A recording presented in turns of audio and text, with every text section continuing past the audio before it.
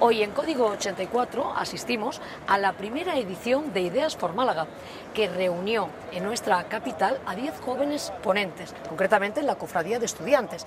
También os contamos las principales conclusiones del proyecto de comunidad inteligente en nuestra capital. El Salón de Actos de la Cofradía de Estudiantes acogió la primera edición del evento de networking Ideas for Málaga. Se trata de una iniciativa que comenzó el año anterior en Granada y se ha reproducido en 15 capitales españolas de forma simultánea. El evento pretende ser un lugar de encuentro de jóvenes de la ciudad con potencial para compartir ideas y experiencias y aportar un valor añadido a la vida de Málaga, además de un espacio para conocer gente y establecer lazos. Tenemos el autobús, la bici allí con esta beca y conocí aquello, lo usé y dije... El equipo organizador de Ideas, a través de uno de sus miembros, Manuel Núñez de Castro, tilda de éxito el desarrollo del evento. La acogida fue fantástica, se completó el aforo permitido de 100 personas y hubo más solicitudes que no pudieron asistir por falta de espacio, lo que hace prever el éxito de sucesivas ediciones y el crecimiento de la iniciativa. Málaga no puede faltar a esta oportunidad y creo que los que aquí estamos presentes compartimos todos esta visión. Pues bien, desde esa filosofía de reunir el talento local surge la asociación Ideas for. Ideas for es una organización que nace en el año 2014 en Granada con la idea precisamente de reunir aquel talento disperso por el mundo y devolvérselo a la sociedad de origen. El formato del evento compartía una visión muy dinámica que era 10 ponencias durante 10 minutos cada una y un total de 150 ideas. ¿Y por qué digo 150 ideas? Porque este evento no solo se va a desarrollar en Málaga, sino en 14 ciudades españolas junto a la capital de la Comunidad. Entre las cuales, dicho sea de paso, somos 5 ciudades andaluzas, que también es una forma de reivindicar que en el sur también hacemos proyectos innovadores y en este caso nos sumamos en esta iniciativa. A través de 10 speakers o ponentes de entre 25 a 35 años, con 10 minutos cada uno, se hizo un recorrido por los diferentes sectores y ramos profesionales. Ingenieros, arquitectos, médicos, juristas, economistas, brillantes con sus experiencias personales que propusieron una idea dentro de su campo para nuestra ciudad. Como por ejemplo la de Eduardo de Torres, que se dedica a la compraventa de barcos. Se puede tener un puerto muy pequeñito y una industria naval muy fuerte. Por ejemplo, uno de esos polos es Ginebra, que tiene una industria muy fuerte y sin embargo el lago, pues como todo el mundo sabe, no da para mucho. ¿Y por qué? Pues porque aquí tenemos muchas cosas. Tenemos una gran apuesta por el parque tecnológico, una buena localización, buena infraestructura con buenas conexiones, cierta estabilidad política y luego también ayuda que en Antequera pues hay un proyecto que es un puerto seco, que es un centro de distribución para Andalucía. ¿Y por qué ha desaparecido? Pues la verdad es que ha desaparecido y muy poca gente habla de ello, parece que no existe, pese a que somos una ciudad de las más grandes que hay en España y estamos en la costa. Parece que no hay barcos salvo el Melillero y el otro barco de Pero para realizar esto lo que hace falta es tener una tributación adecuada, un marco laboral también adecuado que permita competir a nivel internacional. Y bueno, ¿y por qué hablo del shipping y por qué es interesante? Pues bueno, aparte de porque yo me dedico a ello, el shipping tiene cosas muy buenas, que serían prácticamente 3. La primera, que es un negocio prácticamente internacional al 100%.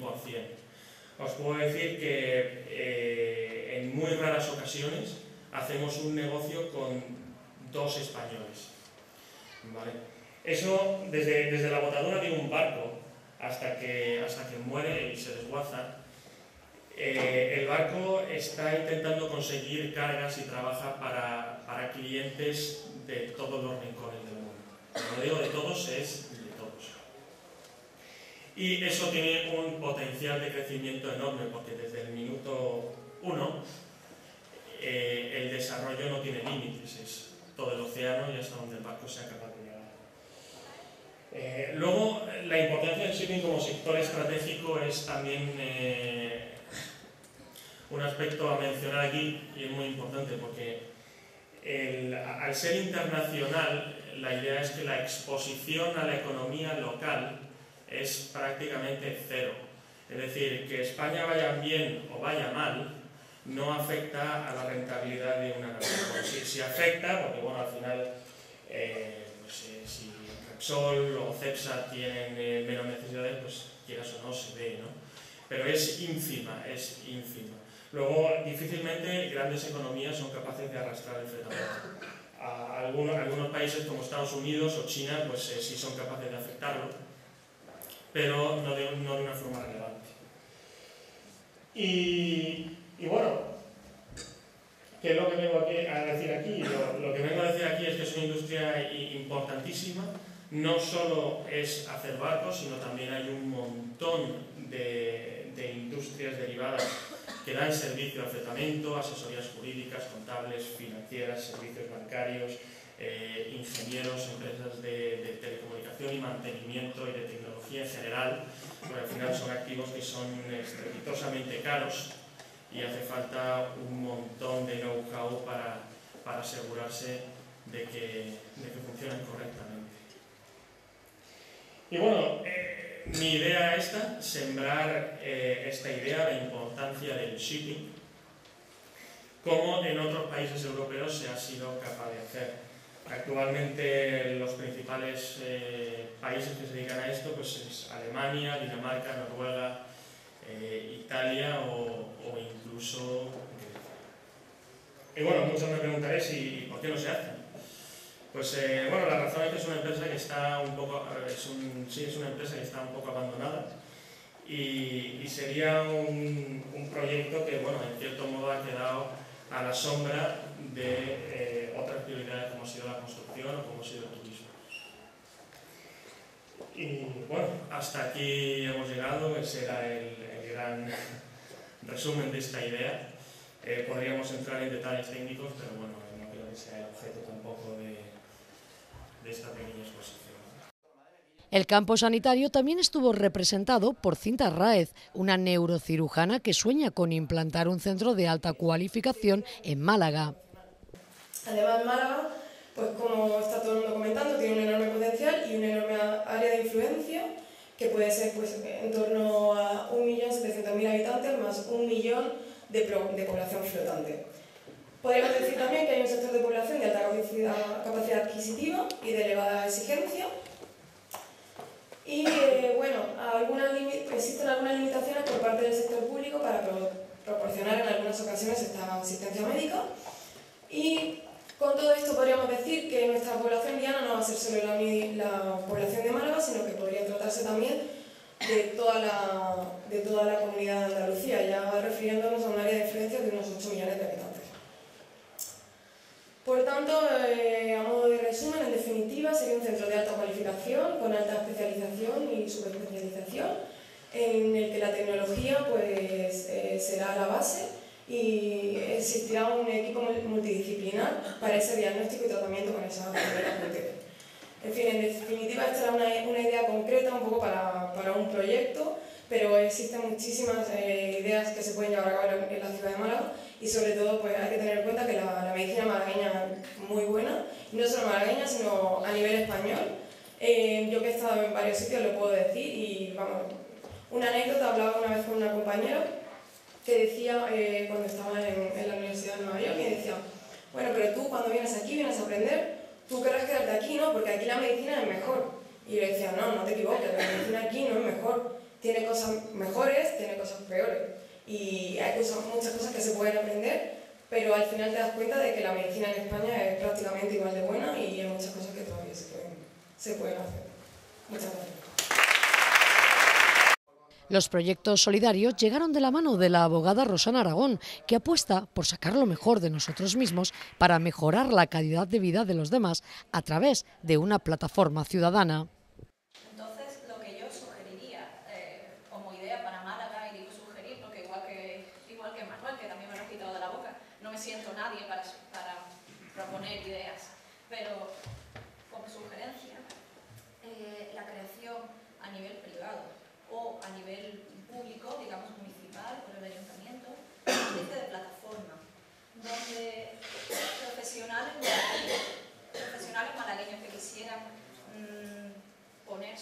su experiencia al servicio de los demás pudieran inscribirse, y donde por otra parte personas, asociaciones, etcétera, que necesiten de algo o que tengan una buena idea pero necesiten la colaboración de los demás, pudieran venir a buscarles.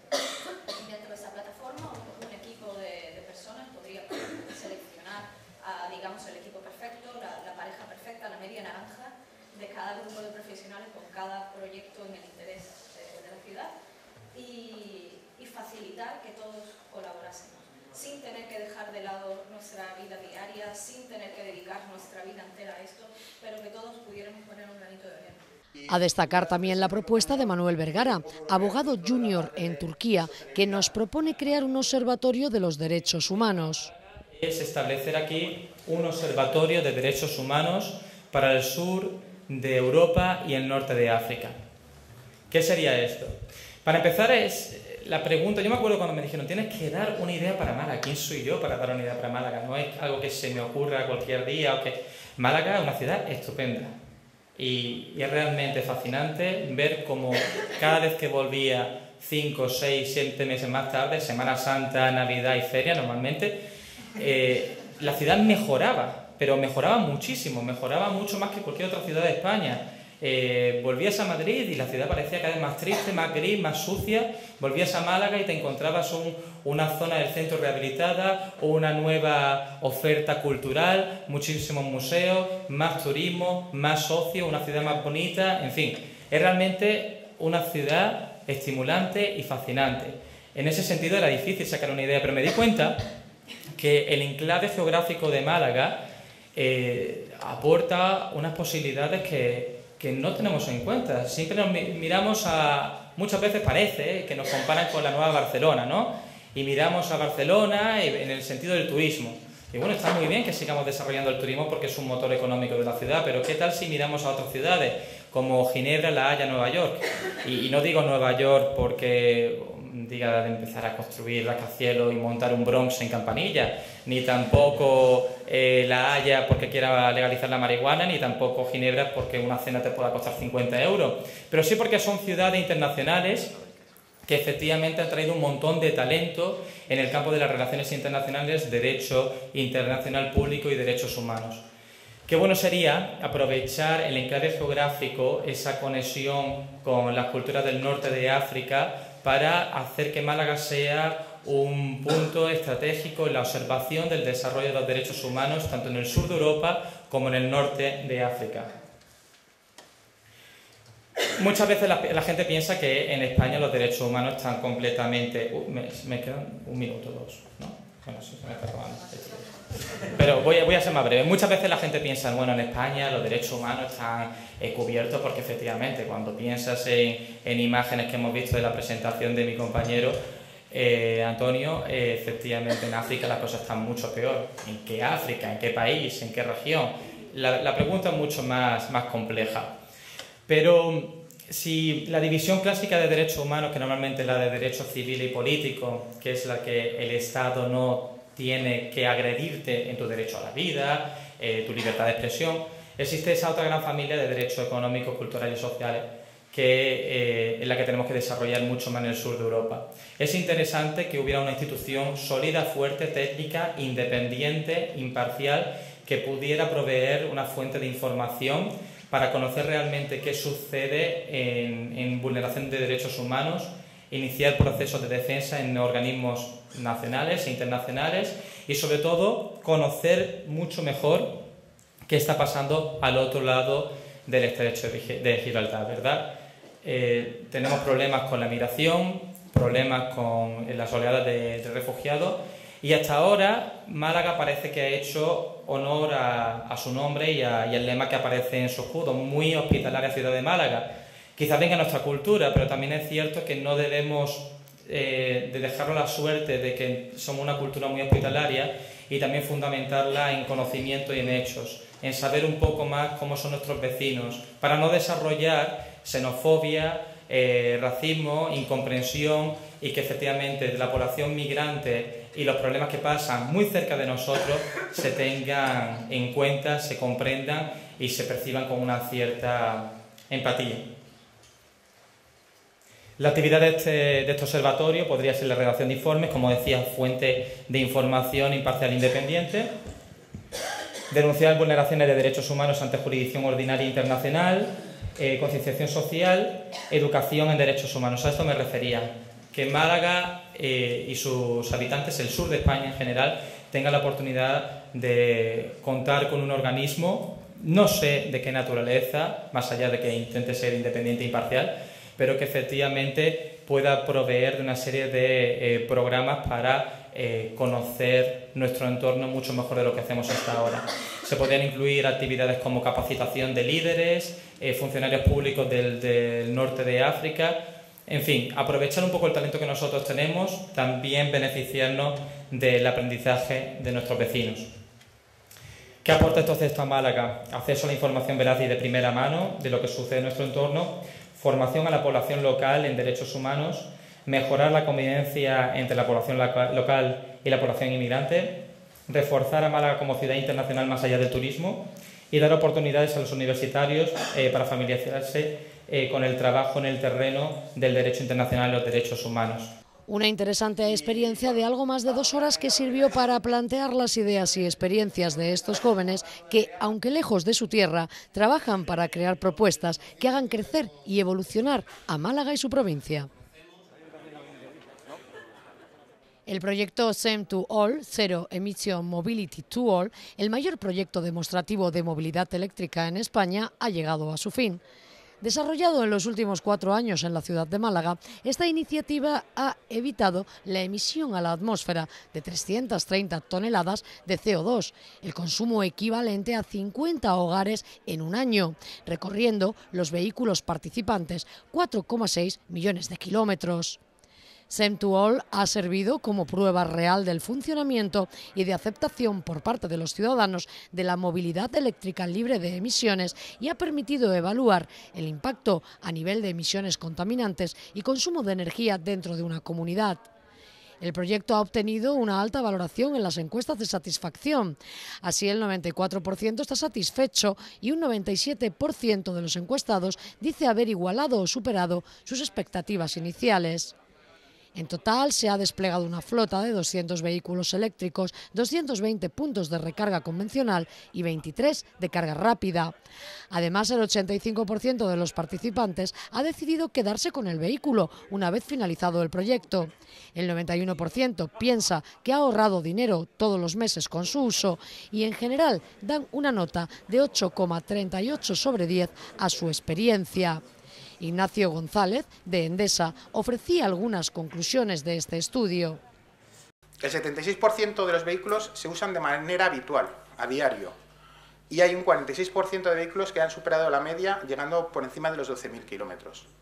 El 91% de los coches, cuando preguntamos cómo lo están utilizando, están haciendo un recorrido medio de 5 trayectos, es decir, 5 veces consecutivas.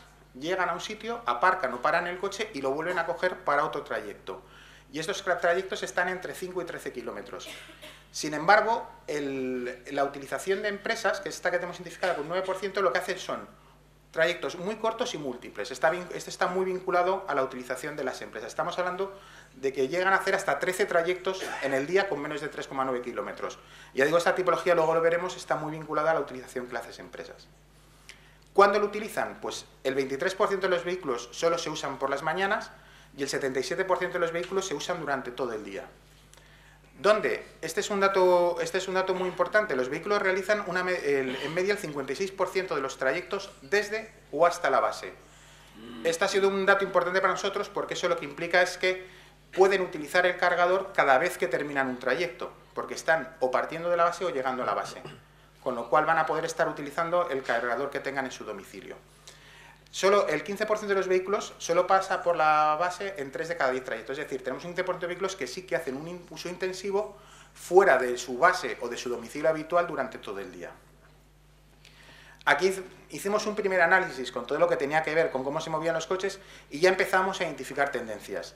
Si veíamos cuántos kilómetros hacían en los trayectos y cuántos trayectos hacían al día, ya empezábamos a ver cómo había una tendencia en los particulares y en empresas en coches que teníamos a nombre de empresa, pero que identificábamos como uso particular, cómo hacían pocos trayectos pero de muchos kilómetros. Sin embargo, las empresas se nos concentraban en menos kilómetros pero muchos más trayectos al día. Empezábamos ya a ver algunos comportamientos y tipologías diferentes en cuanto al uso del coche.